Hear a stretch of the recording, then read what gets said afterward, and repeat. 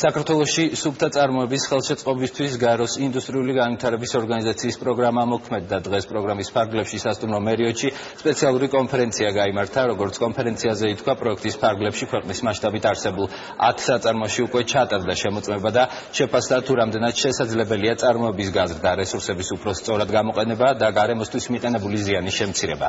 აღნიშნული პროექტი მწვანე ეკონომიკის ხელშეწყობა აღმოსავლეთ პარტნიორობის ქვეყნებში პროგრამის შემადგენელი ნაწილია.